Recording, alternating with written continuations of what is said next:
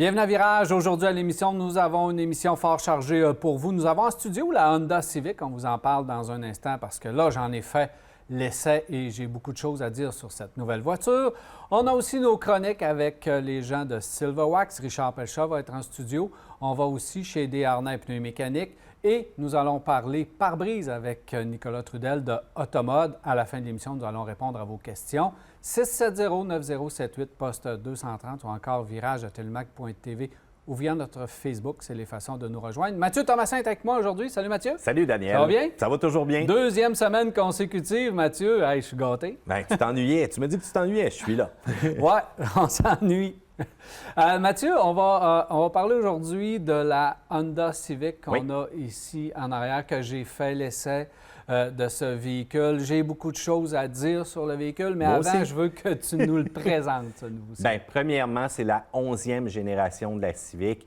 C'est une voiture qui, au travers du temps, avait accumulé de multiples récompenses, voire même des mentions pour la durabilité, la fiabilité, l'efficience aussi de ce véhicule-là. Au travers du temps, on a vu de multiples versions. On avait vraiment un côté dans les années, disons, fin 90-2000, beaucoup plus sportif, beaucoup plus calotte de côté. Je ne nommerai pas le prénom, mais bon, ça fait aussi mes jeunes années, si on veut. Mais au travers du temps, au travers de cette génération-là, on a tombé dans un mode un peu plus assagi, un peu plus de luxe aussi. On s'est vraiment collé en tant que tel à la Honda Accord, mais on a conservé quand même les bonnes valeurs que je te parlais tantôt, avec une Civic qui est beaucoup plus grande, beaucoup plus stable aussi, beaucoup plus mature d'une certaine manière et très technologique. On se rappelle aussi que c'était le véhicule phare de Honda, le véhicule qu'on voulait le plus économique. Il y a encore une publicité d'antan qui est encore d'actualité aujourd'hui, avec Martin Matt qui faisait justement le fameux Igloo, Igloo, Igloo. La Civic, encore une fois, arrive avec une mouture qui va plaire à des gens, mais qui ont maturé cependant, même si la version SI est encore disponible. Bien, c'est ça. Une des forces de la Civic, ça a toujours été ses multiples variantes. Donc, on a fait des versions et on pouvait la décliner en plusieurs carrosseries différentes. Puis c'est ça qui fait la force de Civic. C'est encore d'actualité aujourd'hui parce qu'on a encore aussi la version à ion. Et on a la version régulière comme nous avons ici en studio. Et il y a aussi les versions SI et type R, donc on a une version super performante, ce qui fait en sorte qu'avec toutes ces versions combinées, on est encore capable de rester la voiture la plus vendue. Exactement. Donc, les dimensions, c'est sûr qu'on a pris un peu plus de volume, mais là où est-ce qu'on fait une bonne différence, c'est aussi à l'intérieur. La technologie a enfin rejoint l'année 2022, si on veut, que ce soit au niveau du bloc d'instruments digital, au niveau de l'utilisation aussi de l'interface multimédia qui ressemble beaucoup à la Honda Accord, que ce soit dans un écran de 7 pouces ou encore de 9 pouces. Et on remarque aussi en prenant en place à bord la visibilité qui a totalement changé. C'est sûr qu'on joue la carte un peu encore conservateur. Il n'y a pas d'effet grand wow. Il n'y a pas nécessairement beaucoup de rangements de petits compartiments. On utilise un terme qui est quand même assez sobre si on veut. Et on ne veut pas nécessairement non plus jouer dans la cour de Acura qui arrive aussi avec une version un peu plus sportive de la Civic. Integra, oui. Oui, exactement, en plein ça. Et on va retrouver du Apple CarPlay, du Android Auto, c'est quand même bien. Là où est-ce qu'on joue aussi la valeur sûre, c'est du côté motorisation. On conserve le 2 litres qui est, selon moi, un des moteurs le plus fiables qu'on a vu au travers du temps. Mais c'est sûr qu'une version comme celle-ci va être équipée du 1,5 litres turbo-compressé. Terminer les versions manuelles, sauf dans la Civic SI, qui est exclusivement que celle-ci. Mais il ne faut pas oublier que la performance a un prix. On va avoir plus de chevaux avec une motorisation de 200 chevaux. On va avoir cette fameuse transmission manuelle. On va avoir le différentiel à glissement limité. On va avoir les pneus, les roues, la suspension qui va être adaptée. Moi, ça a toujours été un de mes modèles favoris parce que c'est juste bien balancé là ici. Exactement, mais il faut dire qu'on joue sur, encore une fois, plusieurs versions. Et celle-ci, on tombe pile poil dans ce que la majorité des consommateurs veulent, surtout ceux-là qui veulent la tranquillité, la fiabilité. Et même si on a jumelé le tout à la CVT, l'harmonie est quand même très intéressante entre cette motorisation-là et le comportement routier. Bien oui, parce qu'on l'oublie complètement, la CVT, au niveau des performances. C'est sûr que le 2 litres, moteur fiable, qui a une performance quand même assez limitée. On parle de 156 chevaux, si je ne me trompe pas. 180 pour la version que nous avons ici en studio, et tu l'as dit, 200 chevaux pour la version SI. Le rendement en général, parce que quand j'en ai fait l'essai, D'abord, premièrement, au niveau visuel, c'est une voiture qui est moderne, qui est belle, c'est chic, de bon goût. Qualité d'assemblage, de finition irréprochable. À l'intérieur, la version Touring qu'on a ici, c'est la version la plus luxueuse. Après, juste avant la SI, où on ne peut même pas la comparer. La SI est un peu plus sportive. Là, on parle de version luxueuse, le confort, l'aménagement intérieur. Même à partir de la console centrale, ça me rappelle un peu du côté de Mazda 3, un peu, de la façon qu'on a fait ça. Mais les bouches d'aération qui sont camouflées par un grillage, c'est brillant, c'est bien fait. J'adore. J'aime pas l'écran qui est posé par-dessus le tableau de bord. Un petit peu de craquement on peut passer au travers. Oui. Le comportement routier, lorsque tu roules avec la voiture, c'est vraiment stable, irréprochable au niveau du confort, l'insonorisation, les matériaux utilisés. Tout, cette voiture-là fait tout de bien. L'espace en arrière, l'espace de coffre, j'ai rien à dire sur le véhicule. Sauf que, pourquoi qu'on appelle ça encore Civic? Tu l'as dit, les bonnes années de la Civic, lorsque Honda sortait une Honda Civic, toute la planète tremblait parce qu'ils disaient ils vont nous arriver avec quoi au niveau design, ils vont nous arriver avec quoi au niveau comportement, au niveau variante, on ne le savait pas trop, puis on avait peur du côté de la concurrence. Là, maintenant, on l'a embourgeoisé. C'est chic et de bon goût, mais les jeunes vont moins s'y retrouver dans cette voiture-là. Une voiture qu'avant, tu avais du fun, que tu pouvais modifier, que tout le monde... tu voyais, là, toi, tu avais la calotte à l'envers, tu baissais la suspension, tu t'amusais. On ne verra plus ça avec une Civic maintenant. Donc, du côté de chez Honda, on avait cet avantage-là de s'adresser à une clientèle qui était fidèle, qui avait hâte d'avoir une Civic. Et là, on s'en éloigne pour nous présenter une petite Honda Accord, ni plus ni moins, qui fait tout de bien, je le rappelle. Là. Fiabilité, tout est bien. Mais le fun de la Civic, il y a de la place maintenant du côté de chez Honda parce que prix de base à 27 000, là, plus transport, préparation, il y a de la place pour rentrer une nouvelle petite voiture avec du design qui s'adresse à la clientèle jeune puis qui devrait normalement porter le nom de Civic. Et là, celle-là, je trouve qu'on s'éloigne un peu du nom Civic. Bien, tu l'as dit un petit peu. Aussi, au travers du temps, dans le passé, la Civic est un gage d'une voiture abordable. D'ailleurs, question quiz, Daniel, en 96, combien ça valait une Honda Civic de base, le prix d'entrée? En bas des années 2000, là, ça se joue autour de 15 000 d'après moi. On était à 12 995. Il y a plusieurs publicités sur YouTube. Allez jeter un coup d'œil. Honda Civic Québec, vieille publicité. Vous allez voir, ça va vous ramener de bons souvenirs. Mais il faut dire que maintenant, une berline de base, tu l'as mentionné, un petit peu au-dessus de 27 000 et on ne parle pas des versions les plus équipées là, comme celle-ci. Donc, on a peut-être perdu un peu cette connectivité-là. Et il faut dire aussi que les manufacturiers jouent grand comme Paris parce que c'est plus les berlines, c'est plus ces voitures-là qui sont très populaires de ce temps-ci. On parle vraiment de véhicules sport utilitaires vers lesquels on se retourne. Mais est-ce qu'en même temps... Mais en offrant le même prix qu'un HRV, c'est là que ça devient un peu difficile. Je comprends qu'on met à 33 800, celle qu'on a ici en studio, à part transport, préparation. Il y a Honda Sensing, donc au niveau de la technologie, c'est complet. Connectivité, tu en as parlé, c'est complet. Tout est là dans cette voiture. Sauf que rendu à ce prix-là, maintenant, les gens, je comprends qu'on s'en va vers un HRV qui va te donner une traction intégrale, qui va te donner de l'espace, qui va te donner également le Honda Sensing et la technologie qui va être montée à bord. Donc, il faut comprendre un peu pourquoi les sports utilitaires sont rendus aussi populaires. Parce que les berlines sont rendues à des prix à peu près dérisoires, puis il n'y a pas de traction intégrale. Là, exactement. Mais en même temps, avec la nouvelle version du HRV, est-ce qu'on va réussir à peut-être partager sa version électrifiée, parce qu'on a quand même de fortes rumeurs qui s'en viennent à l'intérieur de cette Civic-là. Mais en même temps, si on prend un recul, la différence de conduite entre une berline et un véhicule sport utilitaire, elle est majeure. Le centre de gravité, le confort, voire même le prix d'entretien, parce qu'on le sait, les utilitaires ont des freins surdimensionnés, ont des pneus surdimensionnés, ont une conduite totalement différente et même on vous charge un petit peu plus cher pour l'ensemble de l'œuvre. Mais je dois avouer que c'est pas pour rien que la Civic a quand même gagné le prix de la voiture de l'année.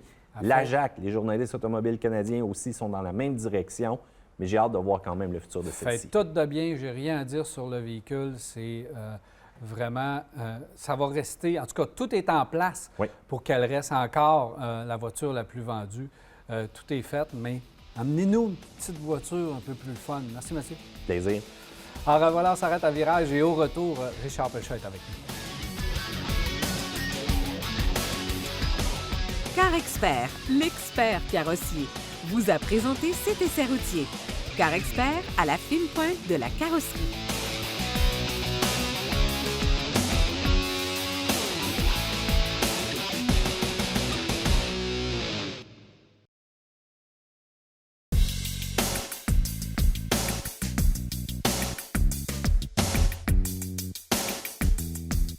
Ce volet esthétique vous est présenté par Silverwax. Silverwax, des produits de haute qualité, conçus, fabriqués et testés au Québec.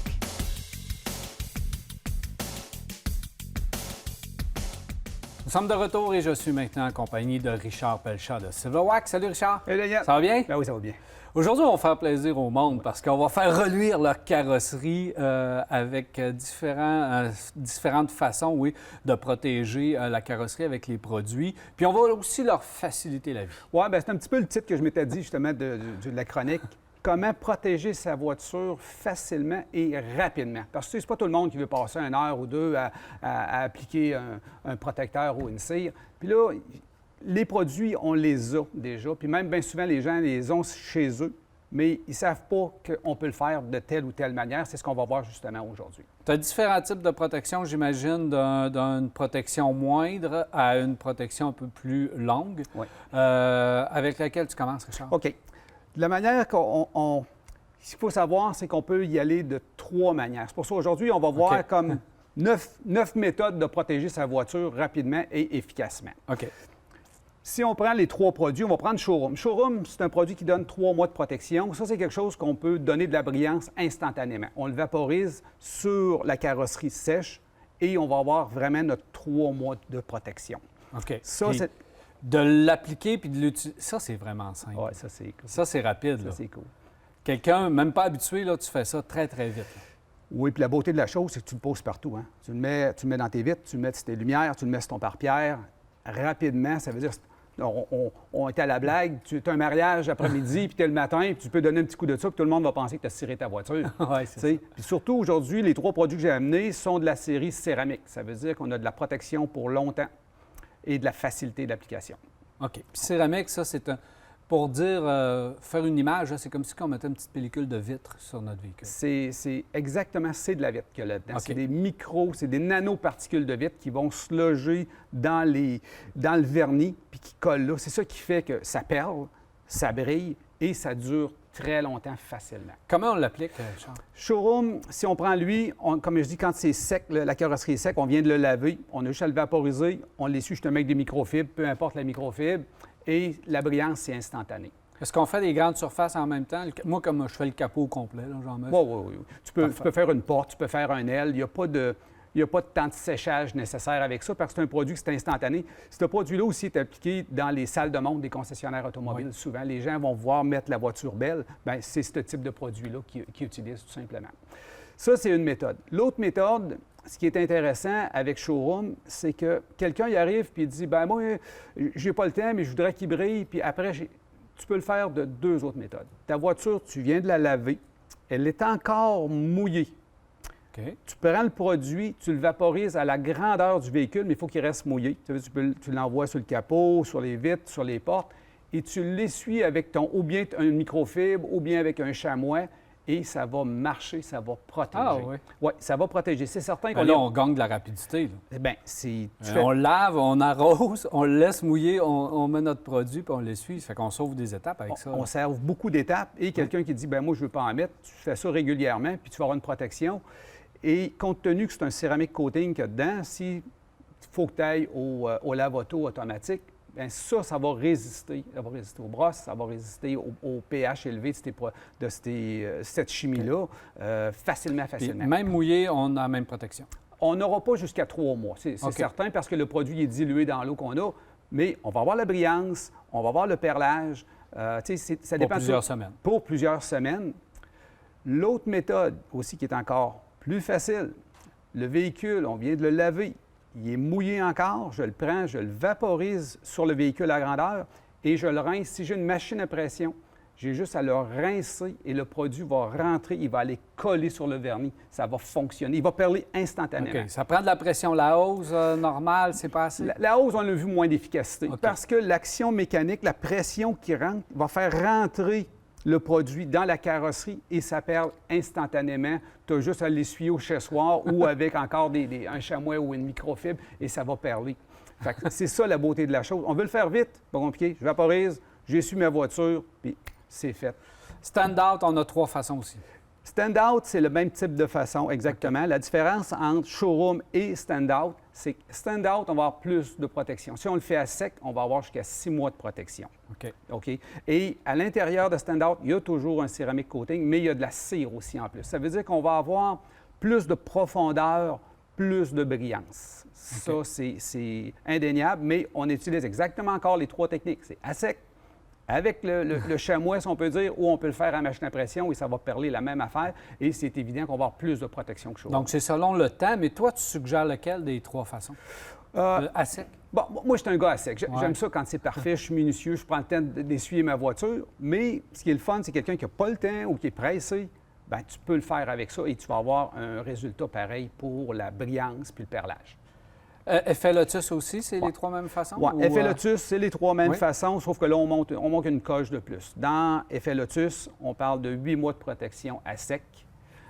On parle aussi, ce qui est intéressant dans Effet Lotus, c'est que lui, compte tenu qu'il y a encore plus de céramique coating dedans, bien, lui, il va durer encore plus longtemps. C'est qu'à chaque fois qu'on monte, on monte en durabilité si on le pose à pression ou au chamois. Effet Lotus sur un véhicule noir, c'est là que tu vois vraiment la différence. C'est quelque chose. Effet Lotus aussi, un petit point, on voit de plus en plus de véhicules qui sont mâts ou fini perle, qui ne sont pas vraiment, vraiment brillants. Ça s'applique justement sur une voiture qui est mât. On a eu, je pense, 2 ou 3 clients qui sont arrivés et ont dit, écoute, on a des voitures qui sont mâts ou qui sont râpées mâts en passant. Effet Lotus, les 3 produits, on peut les mettre sur les véhicules râpés. Par contre, stand-out puis showroom, idéalement, c'est toujours sur des véhicules qui sont définis brillants. Si c'est défini mât, Effet Lotus, c'est génial. Beaucoup de gens qui ont ça aujourd'hui, on en voit de plus en plus. On n'en a pas parlé, mais Stand-out, Effet Lotus, partout sur l'auto? Oui.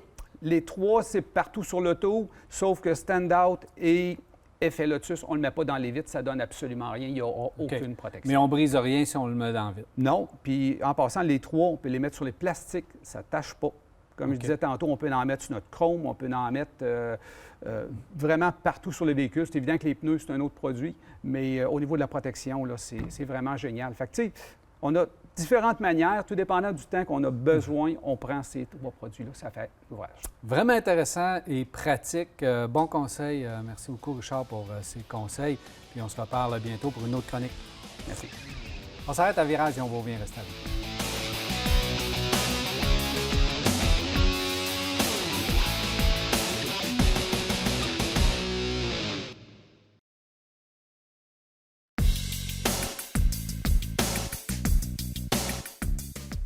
Nous sommes présentement chez Automode. Je suis en compagnie de Nicolas Trudel. Salut, Nicolas. Allô, Daniel. Alors, Nicolas, aujourd'hui, on va parler de pare-brise, remplacement, réparation de pare-brise, parce que ça se répare un pare-brise. Si on voit que dans l'hiver, on a eu des bruits puis qu'on aperçoit un petit éclat, on peut venir vous voir parce que vous pouvez les réparer. Exactement. C'est toujours l'idéal de faire inspecter son pare-brise après l'hiver. En plus, cette année, on a eu des gros froids, on a eu de la météo plus dure. Alors, si on a un petit point d'impact et on n'est pas certain si ça doit être réparé, bien oui, les gens peuvent se présenter chez nous. On va sortir directement avec eux à l'extérieur, puis on va aller voir le pare-brise avec eux. C'est ça, parce que des fois, ils disent « Ah, il est peut-être trop gros, il n'est pas réparable », mais là, maintenant, les technologies ont évolué. Oui, les technologies au niveau de la réparation de pare-brise, ça a grandement évolué au cours des dernières années. On peut réparer de plus en plus de gros impacts, les ramener plus petits, plus esthétiques pour le client. Des fois, malheureusement, ce n'est pas réparable, donc on doit remplacer le pare-brise. On a accès à tous les pare-brises dans ce cas-là. La première étape, c'est de faire inspecter son pare-brise dans un atelier comme chez nous. Puis de le faire réparer parce qu'un petit impact, si on le laisse comme ça, ça peut devenir une grande craque. Donc, ça peut être une source où là, le pare-brise va utiliser la faiblesse pour craquer. Là. Une réparation de pare-brise, l'idéal, c'est toujours de réparer le plus rapidement possible. Si on laisse le point d'impact là plus longtemps, il se ramasse de la poussière, de l'eau à l'intérieur. Des fois, ça peut être plus dur à réparer plusieurs mois par après. Fait que l'idéal, si vous recevez un caillou, vous n'êtes pas certain, c'est de le faire inspecter puis réparer là, le plus rapidement possible. Bon, malheureusement, évidemment, des fois, c'est pas réparable. On doit remplacer notre pare-brise.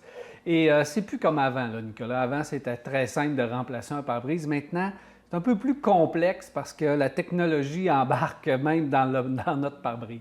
Bien, je dirais pas que plus complexe, je dirais que c'est plus d'étapes. OK. On a eu quand même, là, dans les dernières années, des gros défis de s'ajuster pour aller avoir les nouveaux outils, la nouvelle technologie au niveau des calibrations, des programmations. C'est des termes qu'on entend beaucoup plus. Les aides à la conduite, c'est rendu commun. Là. Je lisais que c'est au-dessus de 33 des véhicules présentement qui sont sur la route qui ont des options d'aide à la conduite. Puis ça va pas ça va en s'améliorant, là, en grandissant là, tous les Ouais, années. la technologie avance très rapidement, s'intègre dans le pare-brise. On retrouve quoi là, comme technologie dans les pare-brises, Nicolas? Parce qu'on voit ici, on en a un, là, on a une caméra. Exactement. Donc, il y a des connexions, puis ça, c'est un peu plus, ça demande un peu plus d'attention. Exactement. Les caméras au niveau des détections de collision, détection de côté, les cruise control adaptatifs. Alors, tout ça passe par le pare-brise maintenant. On a également les vitres chauffantes, les vitres avec détecteur de pluie, puis ces mêmes vitres-là peuvent avoir toutes les options que je peux vous énumérer. Fait que ça devient très, très complexe d'avoir le bon pare-brise pour le véhicule. Fait que nos façons de travailler ont changé. On va travailler beaucoup avec le numéro de série du véhicule pour aller chercher vraiment la pièce qui va sur le véhicule pour avoir toutes les options. La bonne vitre, autrement dit, en succursale quand on va remplacer notre pare-brise. Maintenant, on va parler de calibration parce que tout ça, cette technologie-là, demande quand même un certain savoir-faire pour justement que vous puissiez remettre le véhicule dans son état original. Exactement. Le principe du remplacement de pare-brise, les étapes primaires sont encore les mêmes. Donc, on va procéder au retrait des essuie-glaces, découpage de l'ancienne vitre, préparation au niveau de la surface, donc les activateurs pour la nouvelle vitre, les décontaminants, tout ça, c'est resté pareil. Par contre, un coup que le nouveau pare-brise va être installé, à ce moment-là, on doit des fois aller soit sur la route ou soit en atelier avec des nouveaux outils pour reprogrammer nos caméras.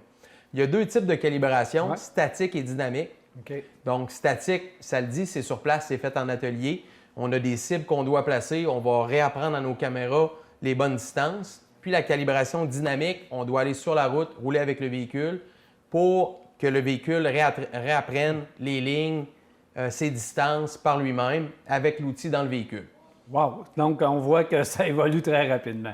Oui, en effet. On demande souvent aux gens de laisser le véhicule des fois une demi-journée ou un 3/4 de journée pour se garder du temps pour être capable de tout faire ces étapes-là en une seule visite chez nous. Si on parle maintenant de la qualité même de la vitre, est-ce qu'on a le choix dans la qualité? Est-ce qu'on a le choix de différents pare-brises? Si on veut plus économique, si on veut, mettons, dépenser pour avoir un pare-brise plus de qualité, est-ce qu'il y a une différence de qualité dans la vitre elle-même? On n'a pas vraiment le choix, comme on dit. Il y a plusieurs gros fabricants de verre automobiles. Il faut savoir que les manufacturiers automobiles ne fabriquent pas de verre. Ils s'approvisionnent des usines avec des fabricants. Nous, on va travailler directement avec ces fabricants-là pour avoir ces mêmes pièces-là en atelier. Par contre, on doit vraiment réinstaller le pare-brise avec toutes les options que le véhicule est muni. Fait qu'on peut pas, malheureusement, des fois, les gens vont nous dire « mets-moi la moins chère », l'expression. Si votre véhicule est muni de plein d'options, on doit remettre la bonne pièce. Donc, on peut comprendre que c'est environ c'est la même qualité qu'un pare-brise d'origine. Exactement, la même qualité, les mêmes normes, les mêmes options. S'il y a un contour noir, un pointillé, un endroit pour la caméra, une ligne chauffante, vous allez avoir la même affaire là, après le remplacement. Puis vous allez avoir également toutes les normes de sécurité qui vont avec ça parce qu'il faut savoir qu'un pare-brise, c'est très important au niveau sécurité routière. En cas d'impact, un coussin gonflable qui se déploierait, le pare-brise est là pour le retenir, puis retenir également les gens à l'intérieur pour éviter d'être projetés. Là. Absolument. Automode, c'est des pare-brises, remplacement, réparation, mais c'est beaucoup d'autres choses aussi, Nicolas. Oui, ça fait au-dessus de 35 ans qu'on existe. On a grandement évolué au cours des dernières années. On touche maintenant vente, l'installation de pneus, les changements d'huile, la mécanique générale, attache remorque également, plusieurs accessoires pour camions. Alors oui, c'est très, très varié chez nous. Merci beaucoup, Nicolas. Ça fait plaisir, Daniel. Cette chronique vous a été présentée par Automode Vitres et Accessoires, votre réseau québécois spécialiste en remplacement de verres automobiles.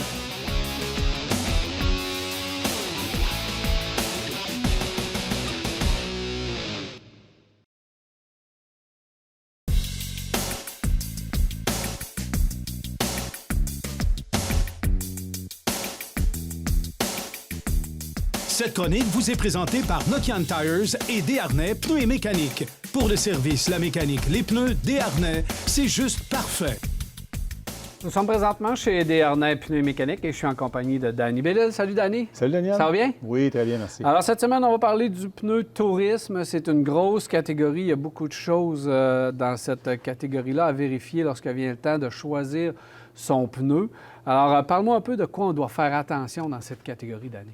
Bien, il y a plusieurs choses à faire attention, en commençant que quand on parle de la catégorie de tourisme, c'est une catégorie qui a élargi énormément au cours des dernières années.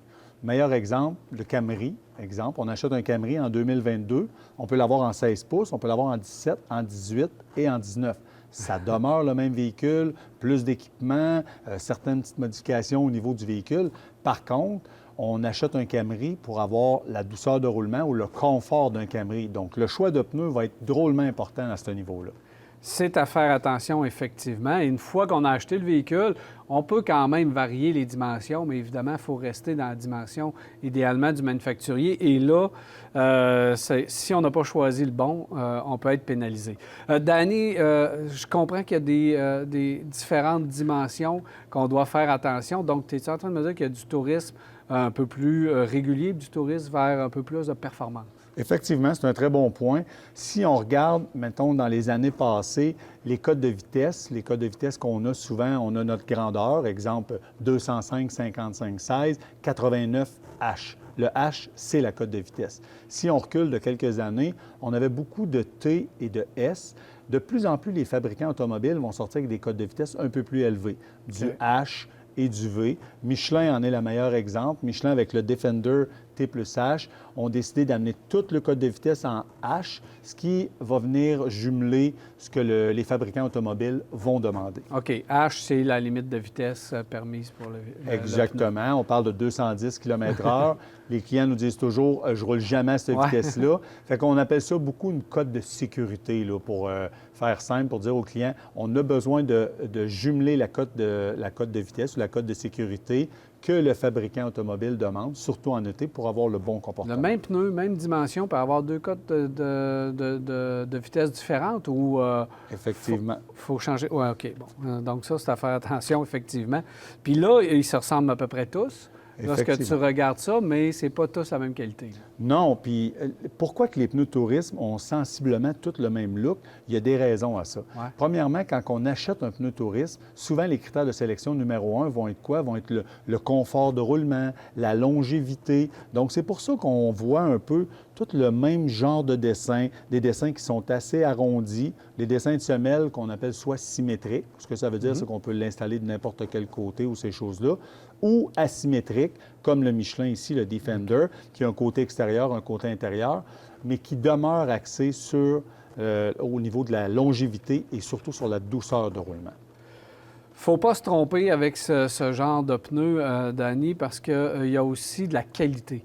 Oui. On voit que, oui, je comprends que c'est tous des semelles qui vont donner à peu près la même douceur de roulement ou à peu près, là, à peu de choses près, mais au niveau de l'usure, ça ne sera peut-être pas la même chose. Effectivement. Puis quand tu dis, j'aime ça quand tu dis, c'est des pneus qui vont se comporter sensiblement pareil, oui et non. Quand le pneu est neuf, exemple ici, là, on va prendre à ta droite un Yokohama, on a un Michelin ici, on a un Ceylon qui est un pneu d'entrée de gamme, puis ici, on va arriver avec un Max Life de Goodyear, qui est un pneu Max Life, vous avez compris, de durabilité. Si on regarde ces deux produits-là, un à côté de l'autre, quelqu'un qui ne connaît pas trop ça, il dit, ça se ressemble étrangement, je vais prendre lui parce qu'il est beaucoup moins dispendieux. Au début, la différence est moins marquée. Plus on va utiliser le pneu, plus on va rouler avec le pneu, c'est là qu'un pneu va se démarquer. Puis c'est pour ça que c'est important de faire affaire avec un spécialiste qui va être en mesure de vous expliquer ça. Après 1 an, après 2 ans, 20-25 000 km, certains produits d'entrée de gamme vont durcir un peu plus rapidement, vont avoir des distances de freinage un peu plus longues. Sur la pluie, ces choses-là vont être un peu plus glissants. Tandis que quand on arrive avec des produits haut de gamme, comme le Nokian qu'on a en avant, le Nokian One, ou avec le Max Life aussi, ou un Defender, c'est là qu'on voit la différence. Puis c'est là qu'on comprend des fois pourquoi on a dépensé un 100 ou un 200 $ de plus. C'est la longévité et surtout de la façon que le produit va vieillir au cours des années. Bon, ça le dit, là, vie allongée pour ces produits-là, ça veut dire que si on fait beaucoup de route, c'est ce que tu nous suggères. Exactement. Puis ceux qui veulent un prix budget, là, Salum, parle-moi un peu de cette compagnie-là qui prend un peu plus de place là, dernièrement. Bien, sincèrement, c'est des produits au niveau de la construction. Tu sais, avant, on disait souvent les produits chinois, pour ne pas les nommer, ou les produits d'entrée de gamme. La construction est so-so, ces choses-là. Si on regarde les usines qu'il y a chez Ceylon, c'est robotisé comme les grandes compagnies. Et où la différence? Tu sais, les gens vont me dire, OK, mais s'ils sont robotisés comme les plus grands, pourquoi que je payerais pour ça? Mais là, ça va être au niveau des matériaux, des choix de matériaux, des petits designs, des petites choses significatives au niveau, comme je vous disais tantôt, la douceur de roulement.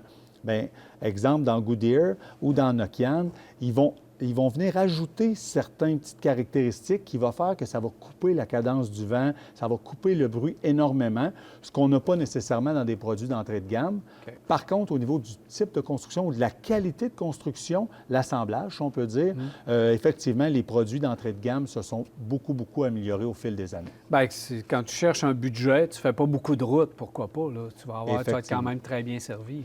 Ça demeure encore, comme on jase des fois à l'occasion ensemble, c'est que de donner vos critères de sélection, de dire ce que vous avez besoin, quel genre de route vous faites, quel genre de conduite vous avez aussi. C'est aussi simple que ça. Tantôt, on parlait des codes de vitesse. Quelqu'un qui a une conduite un peu plus sportive, puis on a la chance d'avoir un produit avec une cote de vitesse un peu plus élevée, bien, ça peut être un bon produit pour ce client-là. L'autre, que son critère de sélection numéro 1, c'est vraiment le bruit, bien, d'avoir une cote de vitesse un peu inférieure, tout en respectant ce que le manufacturier automobile demande, bien, on va augmenter le confort de roulement. Danny, il faut que je te parle de l'azote, parce que dans ces produits-là, c'est encore un peu plus important. Souvent, on fait plus de route, c'est l'été, il fait plus chaud. Donc, c'est important de mettre l'azote. Effectivement, l'azote, c'est pas pour tout le monde. Il y a des gens qui ne croient pas à ça. Moi, sincèrement, c'est quelque chose en lequel je crois, puis je l'utilise autant l'hiver que l'été. C'est certain qu'il y a des gens qui disent « Ah, l'hiver, à cause des variations de température, c'est mieux. » Oui, mais l'été, on peut avoir des températures très chaudes. Puis quand on va utiliser le véhicule plus fréquemment, veut pas, ça va chercher à monter la pression, ça va chercher à monter la température dans le pneu.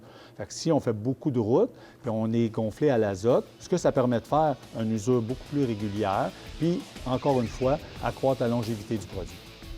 Merci beaucoup, Danny. Ça fait plaisir, Daniel. Merci.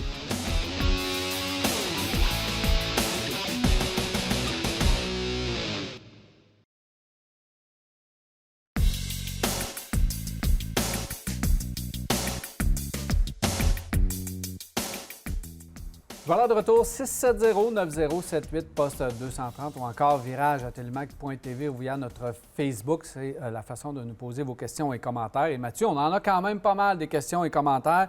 Première question, bien, on reste dans le Honda. C'est Manon qui nous demande, nous avons un CR-V 2015 et nous voulons le remplacer. On aimerait ça avoir un nouveau véhicule CR-V. Mais chez notre concessionnaire, on ne semble pas savoir quand le nouveau modèle va arriver. Donc, on patiente en attendant le nouveau modèle. Puis c'est vrai que c'est un peu flou sur le CR-V. Bien, en fait, c'est pas juste le CR-V, c'est sur une panoplie de véhicules de cette tension. On a même poussé des contrats de vente à plein de personnes. On leur dit, inquiétez-vous pas, dans quelques mois, on va l'avoir. Ça rajoute 1 mois, 2 mois, 3 mois, 4 mois, 5 mois. On dirait qu'on n'est même pas placé en concession pour savoir quand est-ce qu'on va avoir nos propres véhicules vendus. Pour le CR-V en tant que tel, ce qu'on sait, c'est qu'on va sans doute arriver avec une version électrifiée, comme un peu hybride, comme on avait déjà aux États-Unis. Mais encore là, on est extrêmement discret sur les détails de celui-ci. Et je vais ramener ça un petit peu en arrière. Un CR-V 2015, habituellement, c'est encore bon. C'est bon pour 10-15 ans, un CR-V. On regarde quand même le fameux petit problème de mélange d'huile-essence qu'on a eu au travers du temps pour être sûr qu'on n'a pas des débordements ou encore un manquement. Mais mis à part ça, c'est une valeur fiable, exactement comme la Civic en arrière qu'on a parlé ici. Je vous demanderai d'être patient. On va sans doute avoir des nouvelles très bientôt à vous donner. Restez à l'affût de l'émission de Virage. On va vous Ça tenir va au peut-être courant. être en même temps que le HRV, là, parce qu'on commence à voir des photos du HRV. On sait qu'il y a un modèle européen, il va y avoir un modèle nord-américain. Donc, tout ça va prendre place très bientôt du côté de chez Honda, puis on espère d'avoir des nouvelles. Mais en même temps, Daniel, il y a tellement de compétition dans ce créneau-là du véhicule sport utilitaire compact que je comprends que Honda veut prendre son temps pour réussir à être encore un leader dans ce domaine-là. Absolument. Germain qui dit « Je regarde du côté d'un Volkswagen Atlas Cross-Sport ou encore un Infiniti QX55. » Donc, c'est 2 sports utilitaires coupés. Oui, effectivement. Puis en même temps, bon, ça partage un peu les mêmes mécaniques pour le Volkswagen Atlas, le Crossport. C'est beaucoup plus un look qu'on va chercher.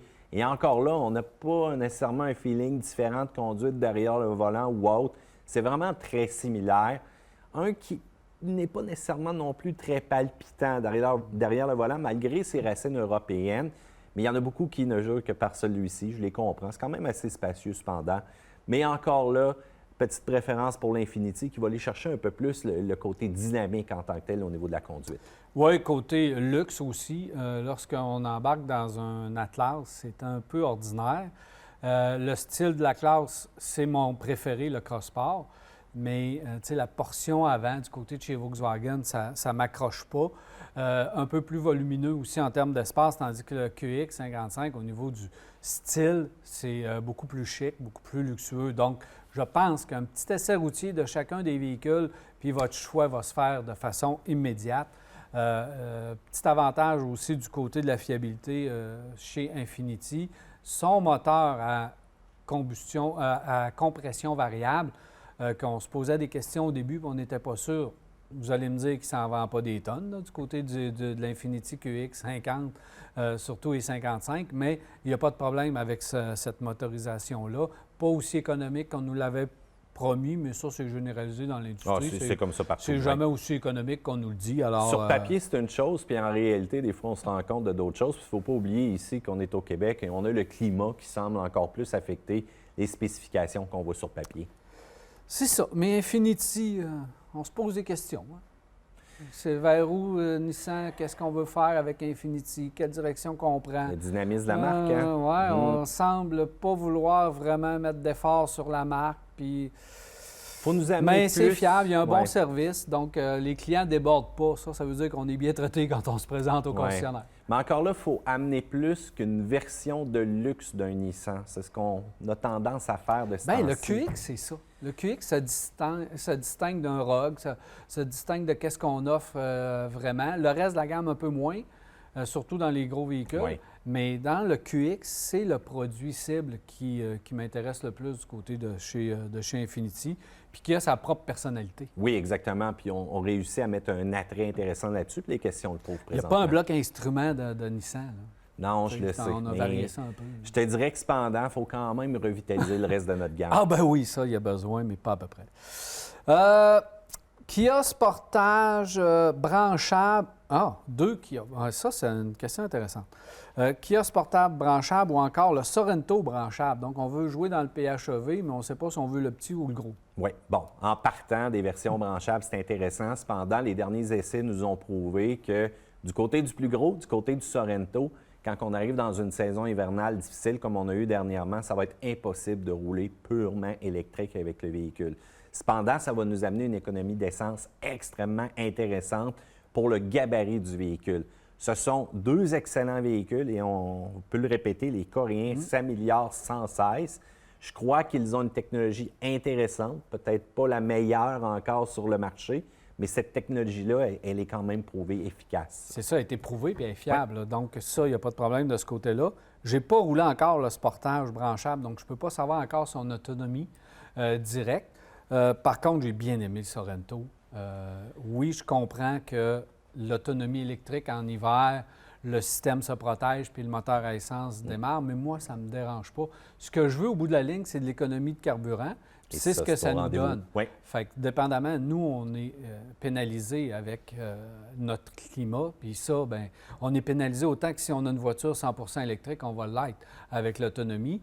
Donc, on a notre réservoir d'essence, mais 8 mois par année, vous allez rouler pratiquement de façon électrique, puis vous allez faire quand même beaucoup de kilométrage seulement électrique. Donc, c'est au niveau de l'espace. Oui, et les Coréens sur papier aussi, tu sais, tantôt on parlait de grandes différences, on dirait que c'est ceux-là qui sont le plus justes. Même des fois au niveau des indicateurs à l'intérieur du véhicule, le côté programmation, le côté technique nous apporte quand même une réalité par rapport à ce qu'on va faire en roulement purement électrique. Bien, c'est ça. Puis moi, je veux rouler électrique, mais je veux un véhicule qui est efficace. Puis le Sorento, si on pense, puis on l'évalue seulement sur les 4 saisons, bien, je pense qu'on se trompe. parce que la portion hivernale est pénalisée. Puis ça, c'est bon dans tout. Les camions, Oui. tu consommes beaucoup plus d'essence l'hiver. Mais il faut être C'est ça averti dans quand l'industrie même, générale. parce qu'il y a beaucoup de personnes qui pensent être capables de rouler uniquement sur une version et sur la partie électrifiée du véhicule. Mais c'est sûr qu'à quelque part, si on veut littéralement consommer 0 litre d'essence, il faut peut-être regarder ailleurs. Mais pour l'instant, le côté hybride branchable de ce genre de véhicule-là est le parfait monde dans lequel on peut vivre, là. Absolument. Samuel qui dit, lui, c'est une remarque, il dit, présentement, sur les routes, j'ai jamais vu autant de roues, de véhicules avec un pneu ou 2 pneus absolument ou presque dégonflés. Il dit, c'est un vrai fléau, ce phénomène-là. Et ça, c'est un phénomène qu'on voit souvent à la fin de l'hiver. Les gens roulaient avec le pneu d'hiver tout l'hiver. On ne s'est pas préoccupé de regarder si nos pneus étaient gonflés ou dégonflés. On n'a pas regonflé et revérifié nos pressions d'air dans les pneus. Et là, lorsque vient les temps chauds, on voit que le pneu s'affaisse un peu. Puis c'est vrai qu'on en voit beaucoup. Et je rajouterais qu'on voit beaucoup de roues aussi dribblées, un peu comme si on était au basketball, que les amortisseurs sont finis littéralement. Je ne comprends pas comment ça que les gens ne le sentent pas. L'autre comportement que je remarque, c'est les roues qui sont rendues vraiment mal alignées, là, qu'on a vraiment des joints littéralement qui sont en train de se terminer sur le véhicule, voire même les fameux bearings, comme on les appelle. Et sans oublier l'usure des pneus des gens. Promenez-vous dans les centres d'achat, regardez ça. Il y a peut-être un moment donné qu'il va falloir intervenir là-dessus parce que ça n'a pas de sens d'avoir des véhicules dangereux roulés comme ça. La pression d'air dans un pneu va sauver vos pneus et vont étirer la vie de vos pneus. Rotation aussi. La rotation, mais la pression d'air, parce qu'un pneu d'hiver, si vous avez un pneu qui s'est dégonflé pour une raison X et qui n'a pas la bonne pression d'air puis qu'on voit qu'il commence à s'affaisser, si vous roulez comme ça un certain temps, ce pneu-là ne sera plus bon dans quelques kilomètres. Là. Quelques dizaines de kilomètres, ce pneu-là sera plus bon. Donc, vous pouvez, un pneu qui n'est pas usé, le briser seulement parce qu'on n'a pas vérifié la pression d'air dans le pneu. Donc, oui, il y a le niveau sécurité. Si on évite un objet et que le pneu n'est pas bien gonflé, le véhicule va être déporté beaucoup plus. Côté sécurité, mais aussi au niveau monétaire. De l'air dans un pneu, ça ne coûte rien. Et je peux vous dire que ça peut vous sauver beaucoup de sous. Dernière précision, tous les véhicules, la grande majorité, peut-être pas toutes, mais une grande majorité sont en traction intégrale et un pneu usé, magané, va créer un impact majeur sur justement l'entretien qu'on va devoir mettre sur ce système-là. Mais il y a des gens qui ont la lumière parce que maintenant, tu as des moniteurs de pression d'air de pneus. La lumière jaune allume, puis on s'en préoccupe pas. Bien, c'est parce qu'il y en a qui ne remettent même pas des TPMS non plus dans le deuxième ensemble. Question de budget. Absolument. Joanne a dit notre choix se dirige vers la Nissan Altima All-Wheel Drive, donc traction intégrale. Avec un bon entretien, est-ce qu'on peut la garder 10 ans? Mon questionnement est sur la fiabilité du système intégral, puisque ça va être leur première voiture à traction intégrale dans la famille. Félicitations. Puis oui, vous allez faire longtemps avec ce véhicule. On avait eu la chance de l'essayer lors du lancement, vraiment dans des conditions hivernales. Je pense que c'était à Mecaglis qu'on était et je dois avouer que c'est un système qui est efficace et qui va très bien performer au travers du temps, puis très bien ajusté aussi à ce véhicule-là, du fun en masse, mais surtout de la fiabilité. Claude nous demande quelle voiture électrique 100% serait disponible le plus rapidement possible, autour de 400 km. On passe à une autre question? Oui, on va être obligé quasiment, là. Il y a les disponibilités, c'est pas évident. Dans le 400 km, on peut peut-être regarder un peu du côté des Coréens, mais c'est sûr que quand on parle de grande autonomie, c'est Tesla qui mène le bal présentement. Ça vient avec une facture et ça vient aussi avec, Mais disponibilité rapidement. Mais là, écoute, peut-être Tesla, oui. Peut-être Tesla, on n'a pas le 3. choix. Mais de toute façon, eux autres, l'inventaire est quand même juste. Tu vas sur le site puis tu as une date, on va leur donner le crédit. Je pense qu'on a... qu'il y a quelques Mustang Mach-E qui seraient disponibles. Oui, encore des dispos, c'est vrai, j'en ai vu quelques-unes passer. Kona, c'est très tranquille. Des Niro, c'est très tranquille. Kia Soul, peut-être. Vous pouvez vous diriger vers des Kia Soul qui ont à peu près cette Nissan. Est-ce qu'il y a de la Leaf?